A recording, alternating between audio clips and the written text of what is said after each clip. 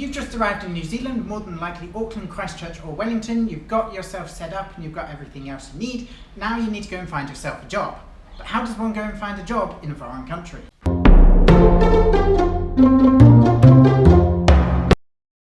Before we get started, everything I'm going to go through in this video and more will be in a detailed blog post below, so if you need more information, be sure to check that out. The first thing that you'll want to do is make sure that your CV is up to scratch and then split it down and make multiple CVs for different areas of industry.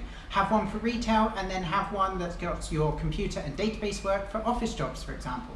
This is what I did and it helped me shorten yet strengthen my application. If you would like a video directly explaining how to write a good CV, then shoot us a comment down below. Then before you go and start applying for jobs yourself, what I suggest is you sign yourself up with a recruitment company. There are plenty in New Zealand, Madison, AWF and Source HR, a few to name, and I found both my jobs through these companies, Madison and Source HR to be specific. In both cases, I just went in for a simple consultation and then they signed me up and started looking for interviews on my behalf based on the information I gave them. Plus, it's free. How cool is that? However, just because you've got a recruitment company looking for a job on your behalf does not mean you can kick back and relax with your pineapple juice. No. They will not be able to guarantee you a job, it just increases your chances of getting an interview. So get off Facebook and go and look at job searching websites like Trade Me, Seek, Backpacker Board and Seasonal Work. Remember to read through and only pick jobs that interest you, and if you need more information then don't be afraid to email or ring. I suggest ring as it gives you a more direct contact and a quicker answer.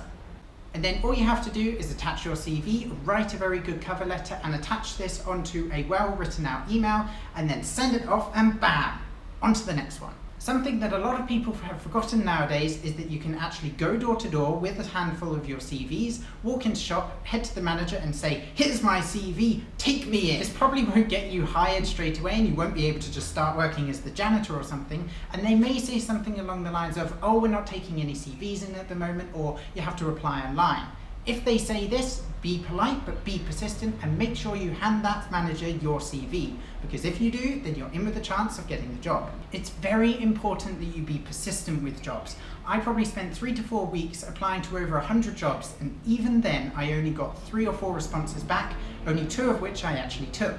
I worked for 2 weeks at a glass testing factory where I basically smashed up glass for $17 an hour, and then I took a 3-month placement at Auckland Transport's headquarters, which was an office-based job, and that paid $20 an hour. If you've heard nothing back for 3 to 4 weeks, then what I suggest you do is go down to your recruitment company and ask them for help. They get money for finding you a job, therefore they'll just be as interested in hiring you as you are. And a little piece of advice, don't work for too long in New Zealand unless you want to or you absolutely have to.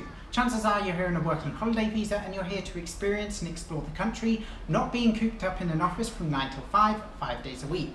I personally worked for just under 4 months and that was plenty enough time to fund our travels. Like I've said, everything I've mentioned and more is in a blog post down below, so go and check that out, and whilst you're down there, let us know your experiences of what jobs that you've had whilst in New Zealand, where did you work, and do you regret anything that you've taken? Don't forget to give this video a thumbs up and follow us on Facebook, Twitter and Instagram. Subscribe for more life and travel goodness, and we'll see you next time.